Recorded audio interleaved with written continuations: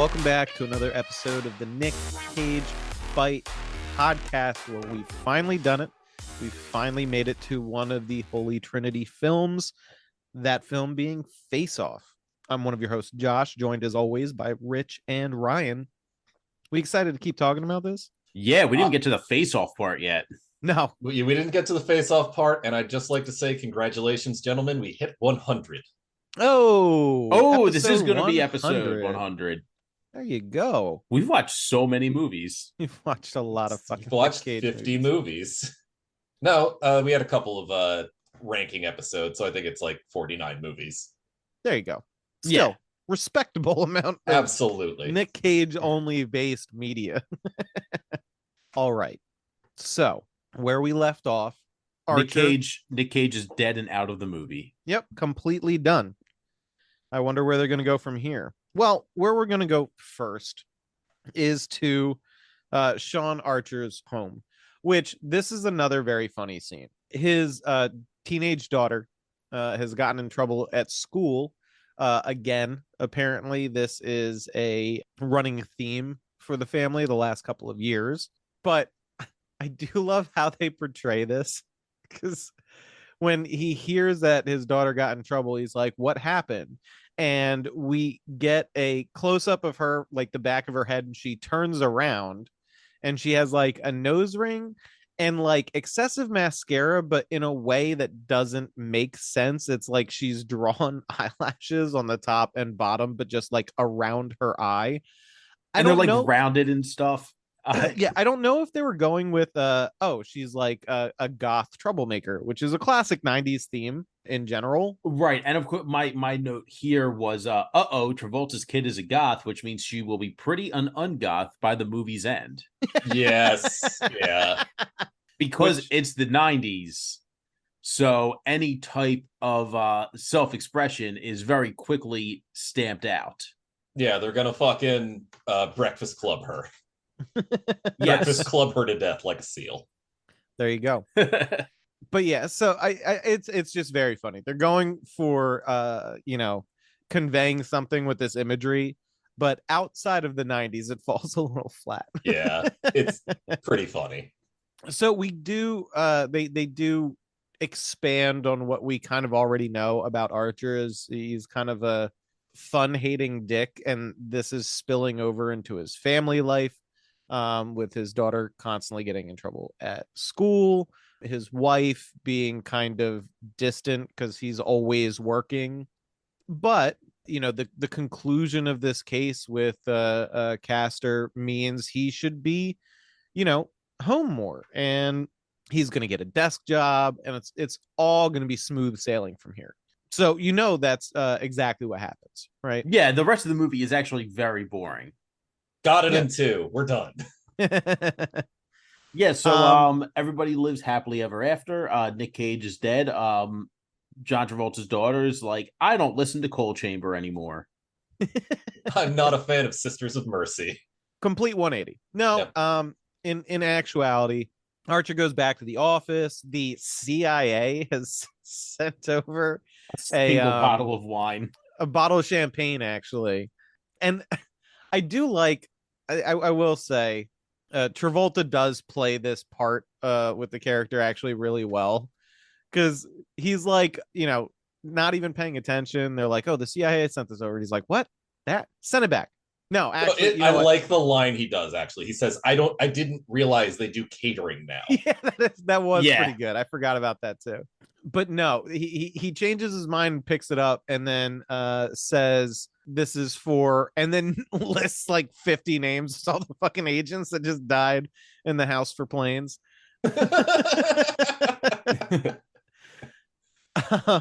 So he goes and like officially closes the case on his computer, except unfortunately now Tito and CCH Pounder's character come in, and they're like, oh, we found this, and it looks like a floppy disk, but only a true 90s kid would recognize it as a zip drive. Zip disk. That's yes. a zip disk.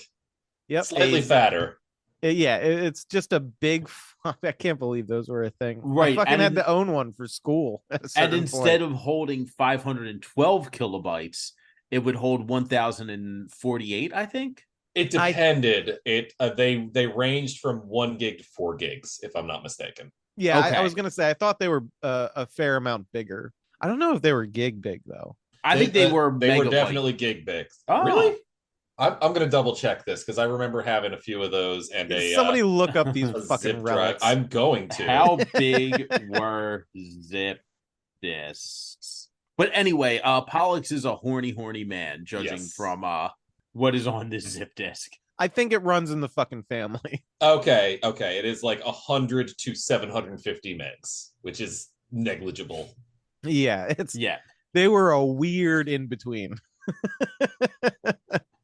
So essentially, this zip disk has a program and schematics for a bomb named Sinclair with like a cartoon horny woman that like moans and makes double entendres about blowing up. It made me think of that Simpsons episode where Smithers is turning on his computer and it's just a naked Mr. Burns. Smithers, you're so good at turning me on. You should probably ignore that.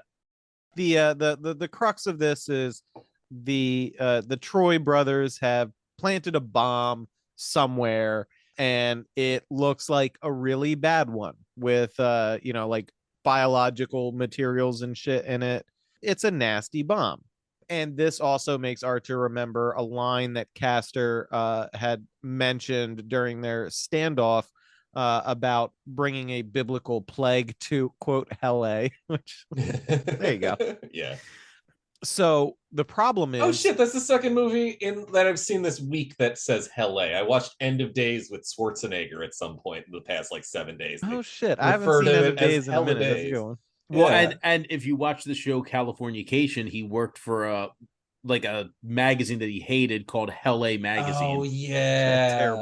Terrible. It's a terrible name. That show still has one of my favorite opening scenes of a TV series. Oh, it's not going to suck itself. Not going to suck itself.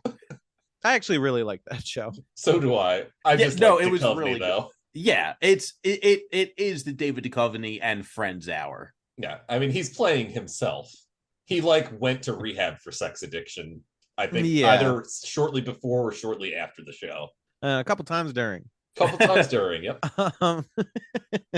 The problem here with this bomb is that Castor's dead and Pollux is the only one who knows where the bomb was planted. And so they've got to find some way to get Pollux to give up the information. Archer wants to just beat the shit out of him and get the information that way. And they're like, no, that's not going to work. And they come up with a really insane idea. Well, I'm sorry. First of all, they float like, oh, well, let's just put an undercover in the cell with Pollux. And Archer's like, no, I know these brothers from years of chasing them. There's no way he's going to say anything to a stranger. It's just not going to work. And so this is where CCH Pounder is like, we have a kind of a, we have a plan. It's going to sound crazy. And it fucking does. They go out to this private medical institution of some sort that has essentially access to science fiction medical technology in an otherwise sci-fi MacGuffin. Yeah, in an otherwise modern story setting. Fun bit of trivia: this was actually supposed to be the story was supposed to be set in the future, and Wu was like, "No," and they're like, "Well, what about the technology?" And he's like, "I don't care." Yeah, like who cares? It's a movie. Fuck off. Yeah. Exactly. Well, you know what? It's funny because there is another movie that came out back in, I think it was the 60s or 70s, that has roughly the same conceit of changing your face with somebody called Seconds. That's also set contemporarily. So I don't know if that was an influence on John Woo in his decision to make this a contemporary picture in terms of the setting. But that Rock Hudson movie, Seconds, was also set during the year that it was actually released.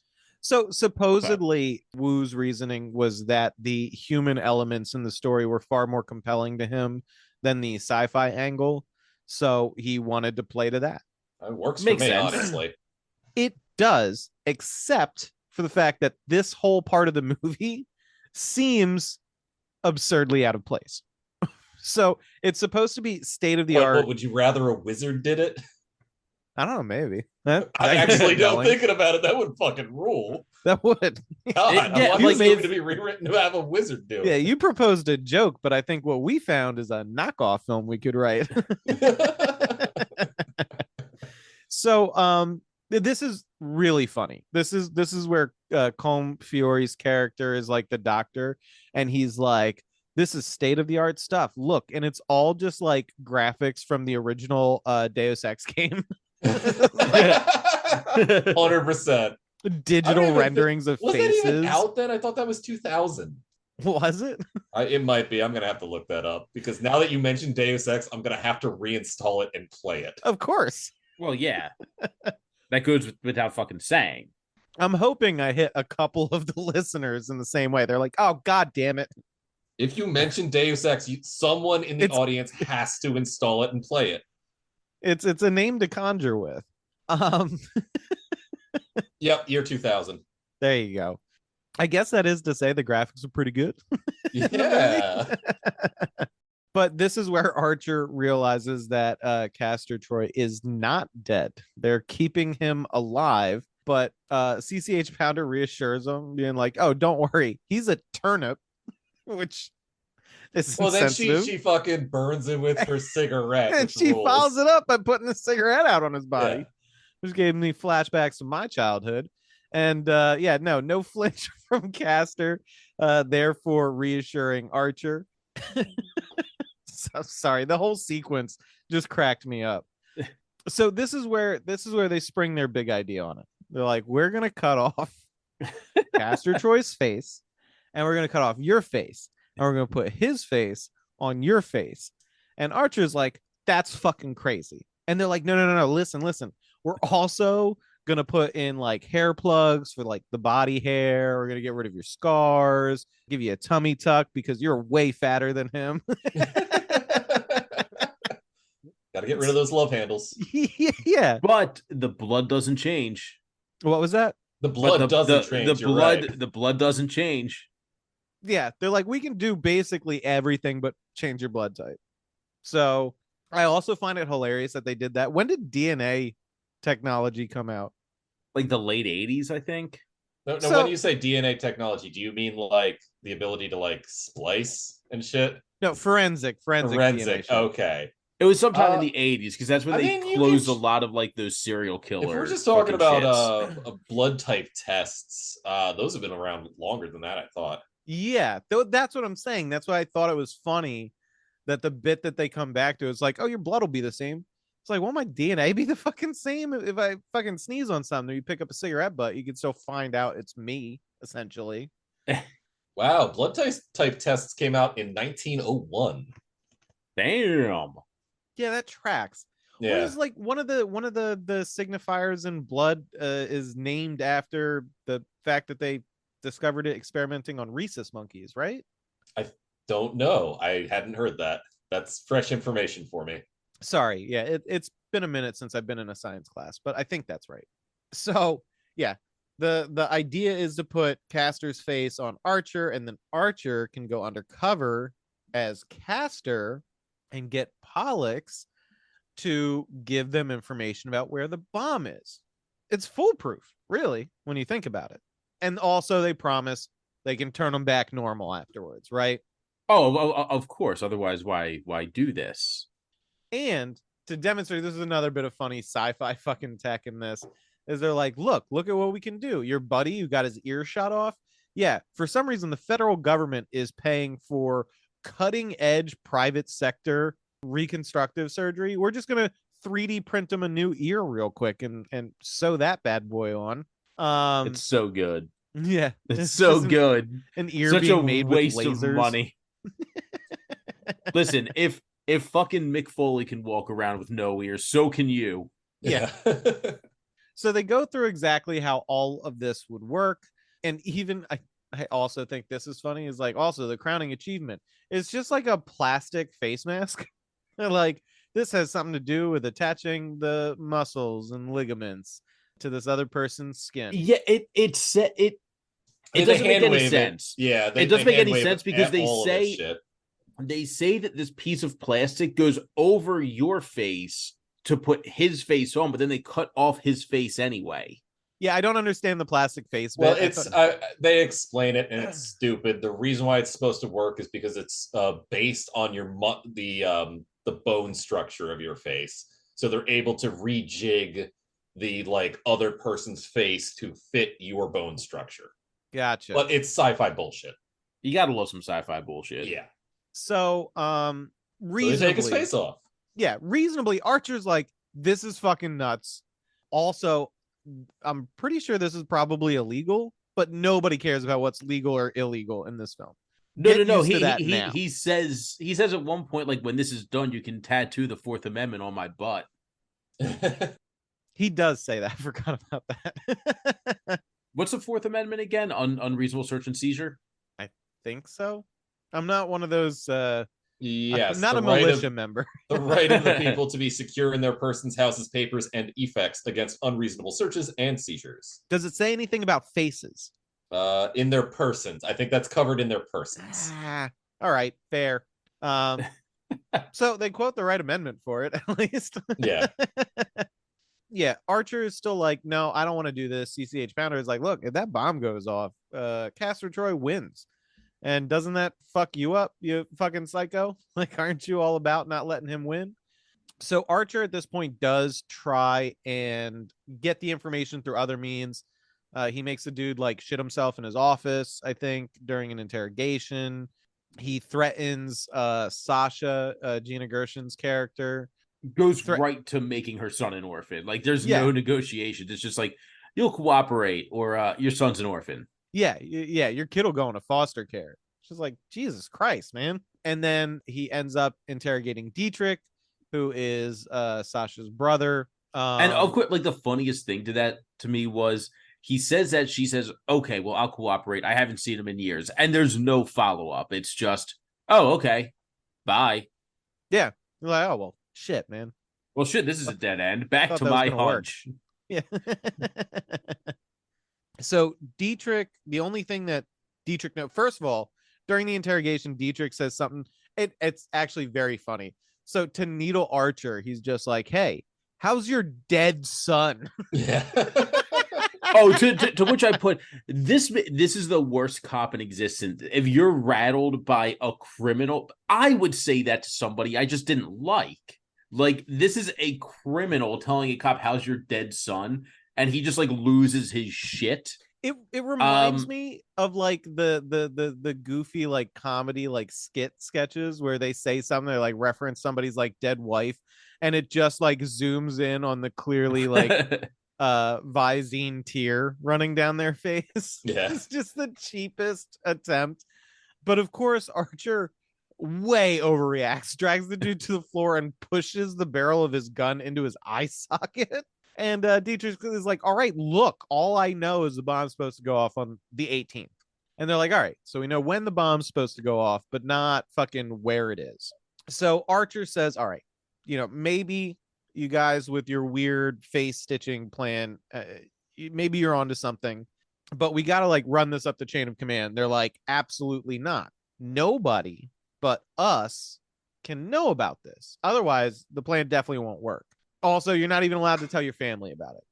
And Archer's like, wow, that seems weird and contrived maybe for plot reasons, but if we have no other choice. So he agrees to do this. So he tells his wife, I have some very interesting products that maybe you should check out.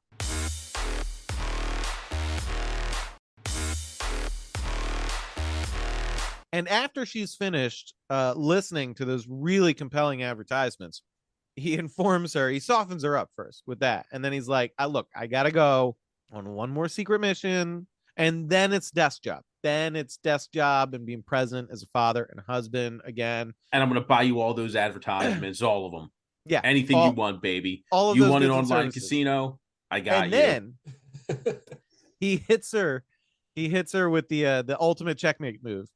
Which is he promises to go to therapy. Men will literally cut off their own face and trade it with the face of their worst enemy instead of just going to therapy. So the lies and deception and lack of people knowing about this secret plan that could easily go horrifically wrong, Archer goes in to get his face cut off, and we get this is as good a time as any to talk about the fact that this movie does a lot of practical effect shit, Yes. which is pretty fucking cool. Yeah. I'm I didn't primarily- clock any CG at all, actually. But No, 97. They were supposed to do because there's some insane fucking stunt scenes in this, Yeah. and they're supposed to do them on like green screen, and then they were like, nah, fuck that, let's do it for real. Yeah, I mean, that plane they blow up at the beginning, they actually destroyed a plane. They only had one fucking take, and they decided to spend their money on 20 cameras to make sure they got it all instead of, a more safe option. There you go. No, I love that. I love that for them. So we actually get like a pretty brutal face cutting scene.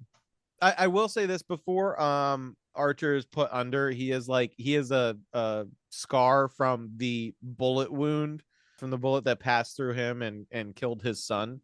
And he's like, oh, listen, when we're all done, Doc, I need you to put that scar back. It's kind of important to me. And that's weird to me. A little weird. Mhm. Why do you want it? That's a horrific, horrible reminder of the worst day of your life. I don't understand.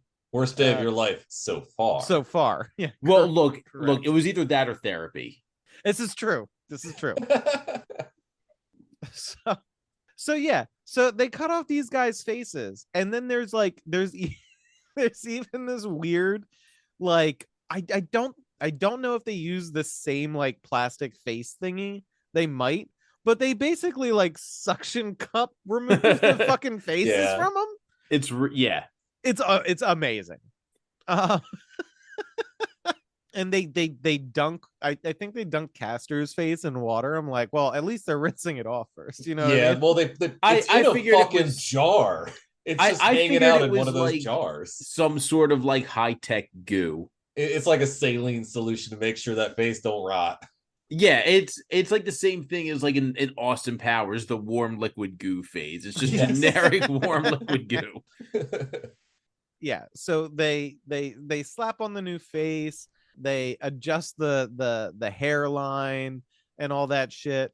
It's an absurd it's an absurd sequence of events. It's very funny. And as far as Archer's face is concerned, they just leave that in like a fucking jar of water or Yeah. saline or whatever, and they just leave Love a face in a jar. they just leave Castor with no fucking face. I don't know if that's safe or sterile, but Yeah, you he's know. looking like Uncle Frank from Hellraiser for a minute.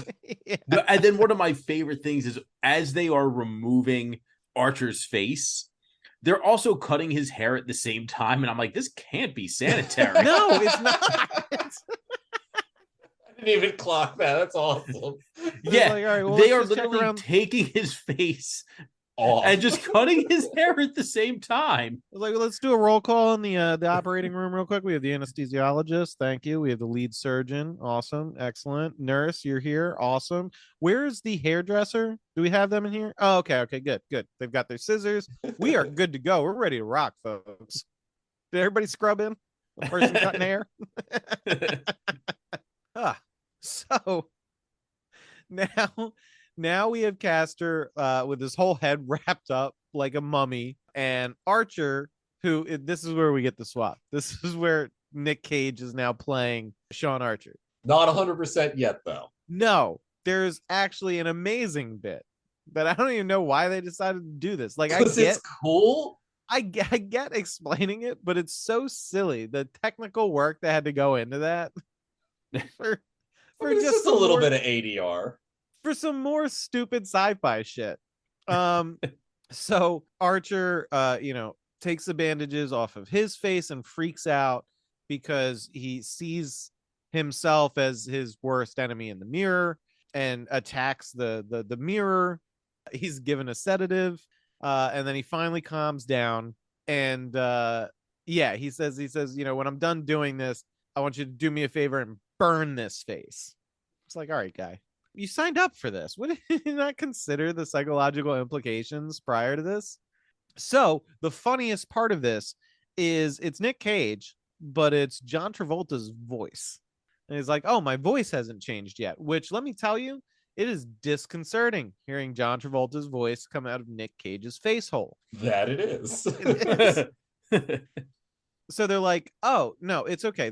We implanted a microchip in your larynx, and this is going to help. We're going to calibrate it, and then you're going to sound like Castor Troy too. But, and this is one of my favorite bits that the movie establishes and then almost immediately ignores. They're like, be very careful. This is sensitive. If you get hit in the neck, or if you even sneeze particularly hard, it'll dislodge and you're going to have your weird squeaky voice back. Well, the movie forgets about it until it needs to remember it. Yeah. The funny thing is, not like 10 minutes later, he gets punched like directly in the fucking throat. It's just like you could have punched him anywhere. Anyway, so they need him to repeat a line that they have, and this is where we get the second appearance of the "I could eat a peach for hours" line. Presumably because, and I do think Rich is right, the undercover agent was wired up, and that was one of the clearest bits of dialogue that they got. So he says this line once or twice, and now, boom. Now Nick Cage can say his own lines as himself. They now have 6 days until the bomb is supposed to go off. At this point, Archer, disguised as Castor, is being taken to prison, Erwin Prison, which is... God. I fucking hate that it's just nowhere backwards. It is. So stupid, but I love it. I hate it, but I love it. It's explicitly a reference to some story that I can't remember. Yeah, I can't remember. I think it's like a fucking turn of the century fantasy novel or some shit. I'll look it up. Yeah. Like I said, I can't remember what the fuck the name of the story was, or Samuel Butler's Erewhon. That was the name of the story. Anyway, so he gets taken to this heavy-handed metaphorically named prison, and that he has 2 days to get the information out of Pollux before they're going to pull him out of the situation regardless. I do love this throwaway bit where it's like his face is itchy because it's a brand new face. You got to wash it first. Yeah, I thought that was gonna be more of a thing, and it never turned into anything. You get what's his name massaging his face awkwardly because it itches. Yeah. So he gets checked into the prison. This is where we meet John Carroll Lynch's character. And so I have the actual dialogue here. He's like, you're now property of Erewhon Prison, a citizen of nowhere. The Geneva Convention is void here. Amnesty International doesn't know we exist. When I say your ass belongs to me, I mean exactly that. So that's crazy, but not super crazy. In fact, it might be the least crazy bit about this film that a place like this exists. Oh, yeah, at least like 11 of these fucking places exist. Ones that we're not aware of. I mean, Guantanamo Bay is still active, isn't it? Not sure. I don't know. I remember them saying they were going to sunset that, but I don't know if they ever did. Yeah, fucking Obama said that and did not do it. I mean, Obama said a lot of things he didn't do. Obama did say a lot of shit. And he killed some teenagers with a drone strike. It's true. Look it up. So at this point, Obama's really good at bowling. Check out Google Obama strike. Oh man. It's still active. Trump actually signed an executive order to keep the detention camp open indefinitely. Although during Obama's administration, the number of inmates was reduced from 250 to 41. So only 41 people are just being disappeared. Yeah, I'm gonna send him a cake that says, "At least you tried." So we get another bit of fun sci-fi nonsense with a great bit of trivia attached to it. Archer's feet are placed into these big metal boots, that are like magnetic. So when the prisoners freak out, they just turn on the boots and they can't move their feet no more. They can't freak Uh, out anymore. I love how the control for this is just a fucking real-time strategy game, and you see the dudes like dragging squares over them, and it's like, wonder what those dudes' actions per minutes are. I bet they're sick as shit at StarCraft. See, I'm sorry. There should have been a whole scene where the prison guards just play chess, but with the prisoners. Yeah. That would have been fucking That would have fun. been so good. So, the boots. We got to talk about the boots. Oh, I've been gotta dying to talk talk about the about boots. the boots. This prop is actually Can I talk about the boots, Mac? Tell me I can talk about the boots. these boots are actually the same boots that the Goomba use in the Super Mario Brothers movie.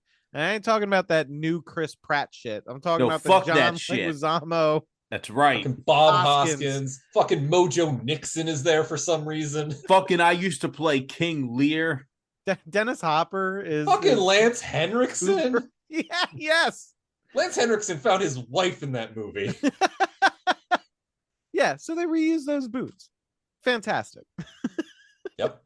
Flawless. No notes. Exactly. Archer at this point is tossed into the prison cafeteria, and this is where we actually get our next honorable mention cameo, because Archer almost blows his cover immediately. With the first words he says in the fucking prison when he runs into an inmate that he had arrested, and he starts to say, "Oh yeah, I busted you," and then quickly backtracks on that. But the prisoner that he is talking to Is the machine. is Thomas Jane. Oh, I thought it was the other prisoner. Okay, never mind. No, not yet. I'm so excited for it. I'm sorry. It is understandable. So at this point, he is trying to go and talk to Pollux, but he is intercepted actually by another large prisoner named Dubov. Dubov. And this is our third honorable mention cameo, because this is Chris Bauer, aka the Machine, aka take it away, Rich. Frank Sabaka. There you go. Where's he getting all that? Where's he getting all that money from? That Frank Sabaka. I just love the way he says Sabaka. It's so fucking good. You'll always remember when watching that season of The Wire, the only reason the cops looked out and found 12 dead bodies was because Frank Sabaka took a fucking church mural. Oh, right.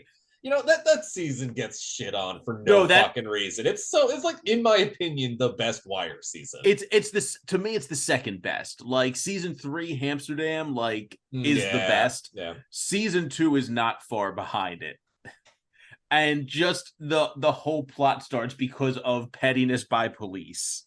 So this prisoner has a problem with Castor, which we find out later from Pollux. The reason why he's so angry is because he had, quote, had a sex sandwich with his wife and sister. Yeah. Wife and sister, okay. Yes. Hopefully not the same person.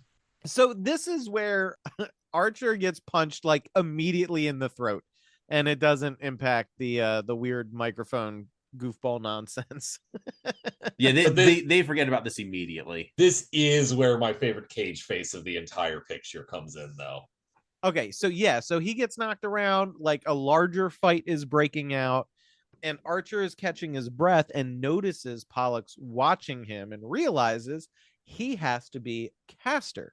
So he shakes his head and gives an amazing Cage face and dives back into the fray and beats the shit out of Ivan. This is actually one of my favorite scenes because as he's beating the shit out of him, you see him laughing maniacally, change very quickly to crying, and then goes right back to laughing maniacally. I'm like, and then immediately after that, he keeps going, "I'm Castor Troy. I'm Castor Troy." Yeah. He's psyching himself up about it. This is the point where I texted the group chat, like, this film should be taught on a masterclass. This should be in the fucking Criterion Collection. Like, what these two actors are doing is it's more impressive than most of the shit that what's his face? The guy that's in There Will Be Blood. Why am I drawing a blank on his name? You're thinking of terrible. Daniel Day-Lewis. I am thinking of Daniel Yes. Day-Lewis. More impressive than most of the shit Daniel Day-Lewis has ever done. I will not stand for this my left foot slander. Okay, that would be counted in the part that's not most of. um so after winning the fight, the prison guards finally activate the boots, and it turns out that this one inmate, Ivan, has been a bit of a troublemaker, and they have a weird punishment program for repeat offenders in the prison. It's just sort of ominously referred to at this point. So yeah, there's that. At this point, we cut back to the weird private medical institute with all the sci-fi shit, and Castor Troy wakes up sans face. We do get another great bit of Nick Cage, although it's primarily voice work, where he peels off the bandages to see his ghoulish visage, and is just like, huh? it's so good. The reaction audio from that is just fantastic. But you know what else is fantastic? Goods and services. On occasion, maybe these will be good. Maybe they'll be shit. I don't know. Check it out.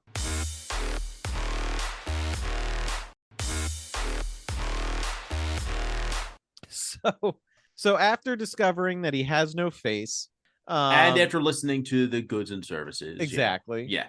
he finds like the Archer face in the jar, and then calls his some of his goons, and his goons abduct the doctor. This all happens very quickly. We don't get any information on how this occurs. I can just tell you what occurs, not how or why. But they find and kidnap the doctor. They bring him back to the operating room. And I do love this. Castor Troy is smoking cigarettes without a face. Yes. Yeah, it's but he very also good. is completely zonked on painkillers. On those groovy painkillers. Yeah, groovy painkillers. He makes an explicit reference to them. So they essentially force the doctor to, you guessed it, it's in the name of the movie, basically, to put Archer's face, essentially do the same process to him that was done to Archer, to make Castor into Archer, like Archer was What do you made mean into it's the name of Castor. the movie? The name of the movie isn't Face On. Well, it's got to come off first. Got it. you It know? was already off. Now Well, it's I mean, we did. now Yeah, it's Face but, On time. you know, it is face on time. And of course, like I remember this movie being like such a big deal that it's like, oh my god, Cage and Travolta are finally in a movie together. What the fuck did Travolta do before this? He That was like everybody loved Travolta up until now because of Grease and Saturday Night Fever. yeah, but like Cage was just coming off of fucking Leaving Las Vegas and The Rock. What did Travolta come off of? Broken Oh. Arrow. Mad City and Broken Arrow. Yeah.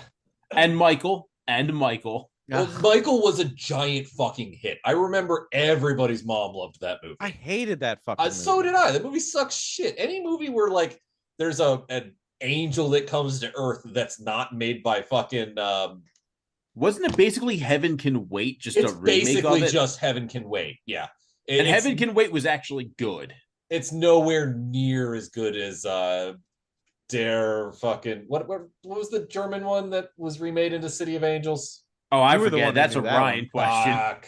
That's But what we it's a would fast- ask you. Yeah. Although now I'm a little disappointed we didn't bookend this entry with fucking City of Angels and Michael. Yeah. Duality of man. The two genders. You're either Michael or you're City of Angels. There is no in between. Fucking Wings of Desire. There we go. That was the movie I was thinking of. Wim Wenders. Yeah, I'm sorry, if I had to quote a drill tweet, if I had to pick between Michael or City of Angels, I would face God and walk backwards into hell. Yeah, those movies both suck for roughly the same reason, but in completely different ways. I love Drill. I love Drill so much. I just love that line because you'd think it's from some classic literature, and no, it's from a shit poster. Yep. So The preeminent shit poster of our generation. Thank you very much. So almost immediately after I'm sorry, we cut directly back to the prison, and Archer in like fucking 30 seconds gets what he needs from Pollux. he learns that he fucked that one big prisoner's wife and sister at the same time, and that's why he was so angry. And he also finds out that the bomb is at the LA Convention Center.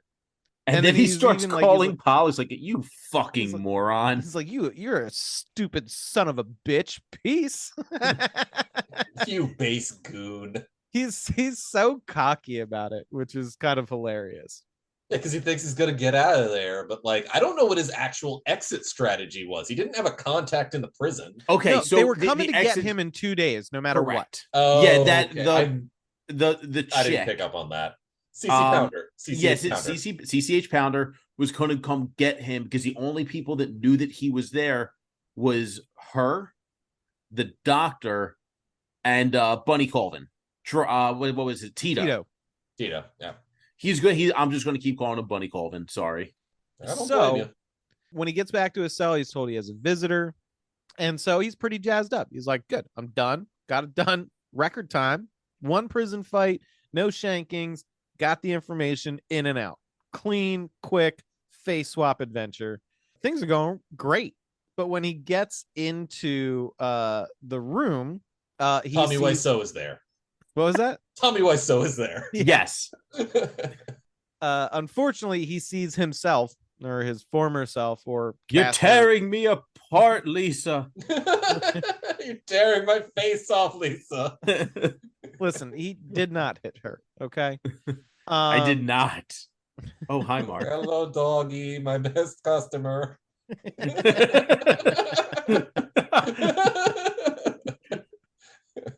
Are we going to just start quoting the room for the rest of When you Yeah. start, it's like You it's like a can't stop. potato chip, man. There's not just one quote you can throw out from the room. Give us a fucking break. But yeah, so Castor walks in wearing his face. A nightmare. And Castor as Archer is just there to basically twist the knife. It's also one of the funnier lines. It's like looking into a mirror, but not. All right. The writer's room had to be, I'm sorry, the writer's room. I don't know if they did any script punch up in this or not. Well, it's still two dudes. It's still a collaborative. They must have had fun. Yeah, with they had these. to have had some fun. Like, I don't think you get this kind of density of one-liners if you're not having some fun. Yeah, exactly. Oh, yeah. And there's definitely a bunch of improv in there, too. Like, there has to be. Yeah, I So- could definitely see that. So Castor shows Archer a newspaper which has a story about the doctor that did the surgery having been killed, and we even get like flashbacks. Like he rounded up everybody, CCH Pounder, Tito, the doctor's assistants, and just doused them all in gasoline and lit them on fire after the surgery was done. So yeah, Perfect. also it has one of my like I never questioned it until I was old and degenerate enough to fucking buy Zippo lighters regularly. You just throw your lighter away into a pool of gasoline and then you're done with that lighter. Yeah, that's how it works. In movies, yeah, because it looks cool. Yeah, but that's a fucking waste. Do you know how much time you got to put in to get the hinge action right on those things? Oh yeah, You yeah. keep them for a You gotta long fucking replace that time. It's the whole cotton on point of the getting them. inside, otherwise they leak. Yeah. Okay, those things are just like a fucking in the 90s. That was probably a $30 lighter still. Yeah, those things also are not cheap. And you're like, oh, it's like a permanent lighter. You got to get the fucking fluid, you got to get replacement flints and wicks and shit. Yeah, It's like a weird hobby. it is a weird hobby, especially learning like cool tricks with it. Oh yeah, the flip open strikes and shit like that. Yeah, it's like, remember like 5 years ago, everybody would buy like the gigantic vapes and do tricks with them. Yeah, I Well, remember. the tricks That just was closer to included 10 just years blowing ago, out an man. absurd amount of smoke. Yeah. Yeah, because I've never seen anybody pull a Gandalf and shoot a fucking ship through a hoop out of one of those bad boys. Although, didn't a dude with a vape blowing smoke rings go on like America's Got Talent or some shit? Yes, like that? yes, he did. I remember I'm that clip. sure. The internet loved that clip. Oh, He was yeah, well, blowing he's- fat clouds. Yeah, he's doing weird Kamehameha shit with smoke rings, using the surface tension shit to push that out at the judges, which just had So, Dude was anyway. ripping ohms. Oh man. So yeah, Castor also taunts Archer by showing that he's wearing his wedding ring. And now there's nobody left alive who can prove who he is. So have fun staying in prison for the rest of forever. I think he says like the next 100 years and then laughs directly in his Yeah. face. And it's Yes, like but now, as a matter of fact, he says the next 100 years. yeah, and this is as good a time as any to point out that this is the best acting from John Travolta here on out that I've personally ever seen, because it is John Travolta doing Nick Cage. And then we have Nick Cage doing John Travolta trying to act like Nick Cage, which is subtle, but he pulls it off spectacularly. He really does. Yeah. But yeah, this is as close as we get to double Nick Cage in a film since Adaptation. Oh yeah. And it's fucking wonderful. So with some additional taunts, saying he's got to, abuse his government job and fuck his lonely wife.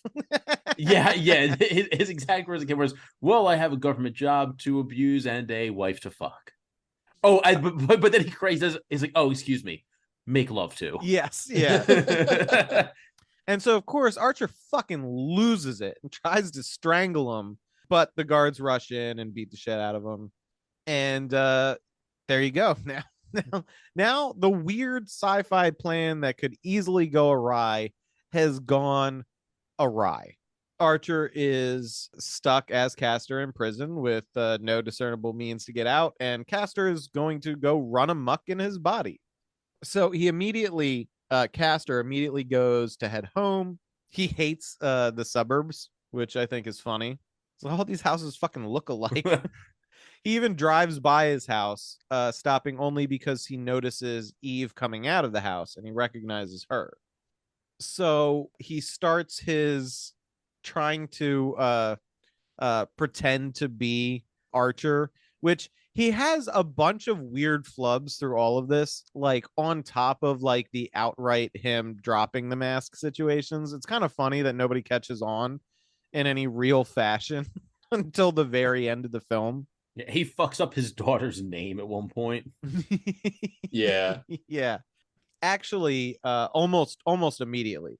He goes into the house and just starts rifling through shit and finds Eve's diary and starts reading it and finds out that Eve and Archer don't have the most healthy sex life, even though he called it back at the prison. So one of the things I noticed, I asked Ryan before you joined the call, Josh, but did you happen to see the date of that journal entry?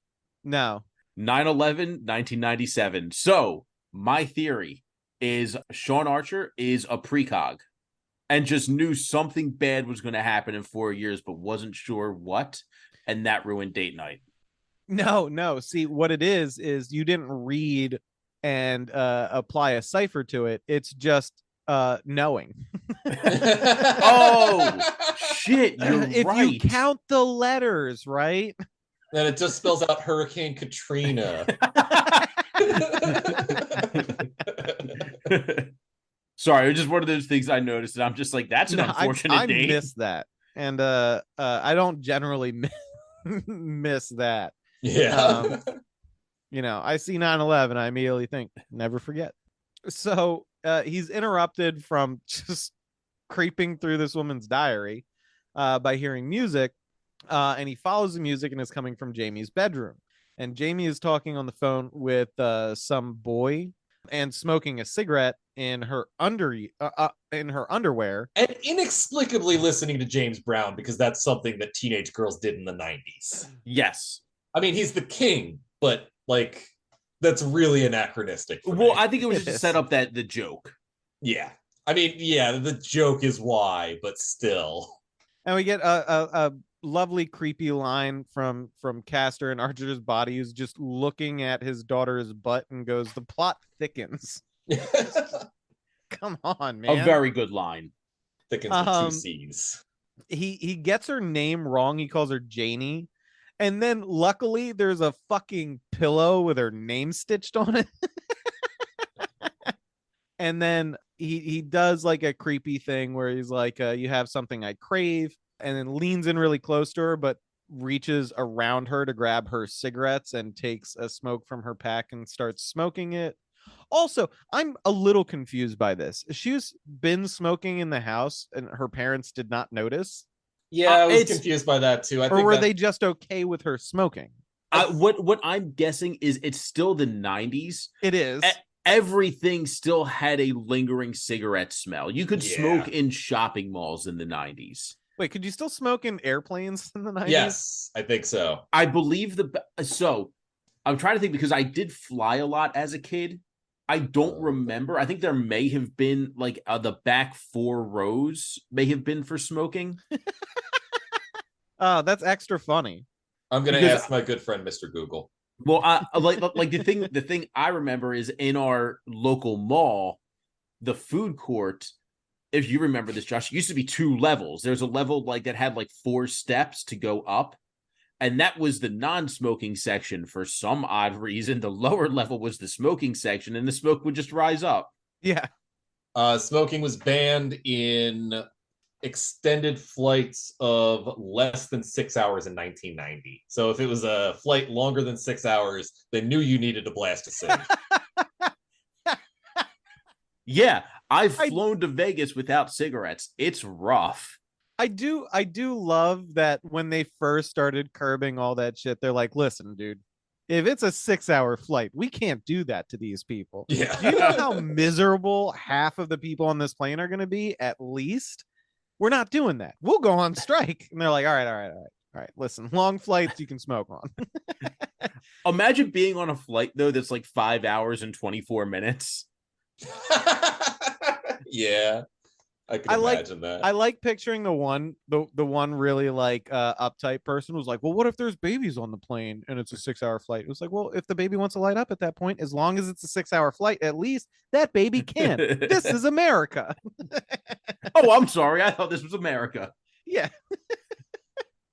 And so, of course, we end this scene with the line that you guys are saying, because Jamie is like, when did you start smoking? And he's like, you're going to start seeing a lot of changes around here. Papa's got a brand new bag. And And let's that's keep why she that was in listening to mind. that song. The only reason. Yeah. Next up at the prison, Pollux has turned state witness, making a deal with the new Agent Archer, which is his brother. So he's being released. And Archer as Castor is obviously just kind of spiraling at this point. Well, he gets taunted too, because Oh, at this of point, course. Pollux knows. So he like waves to him. It's like, bye, big bro. Yeah, absolutely. Also, fucking ridiculous. You're immediately released from prison. When Yeah. your bomb is currently still active out in the world. This movie is the worst representation of how the law works. Oh, it doesn't matter. None of that matters to me. Correct. No, but it gets really fucking funny at the end of the film. Yeah. I love how it works at the end of the film, which, just taking a quick peek at my watch, is going to have to come in another episode. Yeah, it's time for episode 3, I guess. Yep. That was 'Cause, always we're gonna not happen. we're not even close. No. We're at like fucking the 3/4 mark, or not even the 3/4 mark, like the fucking 2/3 mark. Yeah. We do have a whole nother. We have a whole Episode. climax of the movie to get through. Correct. So fuck it. Let's call it there. Pollux is out of prison. Archer, who looks like Castor, is stuck in prison for an indeterminate period of time at this point. And Castor, as Archer, is running amok. He's actually not even begun to amok yet. That's coming. He hasn't even begun to peak. Yeah. And when he does peak, all of LA is going to feel it. While you're waiting for the 3rd episode, our first 3-parter ever to drop, please follow us on social media. Tell us how much you hate the 3-episode concept. I know one of 'Cause our I know- listeners does not like that we cut him into 2 to begin with. Really? Yeah. How else are we going to do it justice? Or do you just want us to I release think he like just wants a 1 2 hour, 1 hour quick synopsis. But I was like, nah, we got to do the full ass thing. It's our bit. Yeah, like we have to. There's no getting around it. Hey, look, tell them this. We'll make a Patreon thing where if that's what you want, I will just deadpan read synopses for you. Maybe I'll do funny voices. Who Well, I think he knows? wants the banter, but he wants like a less concise synopsis. That's true. I mean, we could cut some stuff out, but then you're not doing it justice. And you're not doing Then it you got to justice, actually yeah. go and watch all this shit. You want to watch A Christmas Carol? Or No, not describe again. exactly what happens in it while shitting on it. That movie Okay, gave me gout. we have a lane, and we're trying to maintain that lane after several beers. We're buzzed. We're not drunk. We can No, maintain that lane. Look, we're drinking beer. I can pound those all day and be fine. Yeah, I'm drinking seltzer because I'm a little girly boy. The funniest thing I realized the other day, Rich, because I noticed you're drinking the exact thing I usually pick up for podcast nights, and that has more calories in it than a Miller Lite. I Really? literally just found that out. Oh, I'm just rocking a Narragansett Bay, official beer of I the don't clan. care. That's I got funny. me a Bud Light seltzer, black cherry. I'm drinking Miller Lite because we're undergoing a disturbing shortage of PBR in my region right now. Yeah, I noticed that. That's why I switched to a couple of other cheap beers. Hams is good. I like my Gansett. Gansett's great, especially if you're doing a Jaws watch through, because that's the beer that Quint crushes towards the end of the movie Oh, in nice. his hand. Yeah. Fucking Genese's Honey Brown is another good one that's comparable price wise to Pabst Blue Ribbon. You got options. You don't have to go do a light beer. I'll have to check those out. Yeah, and then the other thing I'm drinking Hams is my a big recommendation. They are probably my favorite of the cheap beers, winning out over PBR now. well, and the other thing I'm drinking is an energy drink called G Fuel. The G it stands for gamer. You can tell because there's a Pac-Man on it. I bought one of those that was advertised as Sonic's Peach Ring, and it did not That taste sucks. like Hedgehog Asshole. Okay, no, that one sucks. If you're gonna get any of them, it's this one. Yeah, no, that one's all right. I like the Crash Bandicoot one, which also did not taste like a Bandicoot's asshole. Now, the best one I've had though is the C4 Skittles flavor. Huh, okay. I Ryan, would highly when you speed run recommend the that. G-Force game, you have to do it while high on G Fuel. On G Fuel, yeah, correct. Yeah, Well, because I can't get Rippets anymore. I no longer work in a comic shop where we sell Rippets. they raised the price on Rippets. They're $125 now. I was very fuck that sad about it. noise. The funniest thing I know about Rippets is that was apparently the energy drink that the troops had access to in fucking Iraq. Yeah, that's why they were so fucking cheap. Yeah. Well, yeah, no, because Yeah. because I remember at said gaming store, I would ask like Ryan to be like, if I just give you $15, can you hand me a case? And he's like, yeah. Shit, yeah. That we were still making a profit on that, actually. I'm not surprised, and I was happy to pay $15 for 24 energy drinks. Yeah. See, you know what energy drink I miss, and they might still make it. I just haven't seen it in years. Balls. Oh, they still make it. You can still buy it mail order from their website, and I have a I couple of forgot times. that balls existed. The only energy drink that comes in a glass fucking bottle. I love it. Well, you know what's funny? You can get a better version of balls at any Brazilian market. You just buy the guarana drink, and it's got a higher content of guarana than balls did, and it actually gets you way more jacked. Oh, nice. And it tastes exactly the same. I remember balls like in the mid 2000s was like that. Like balls was like the new Satanic Panic.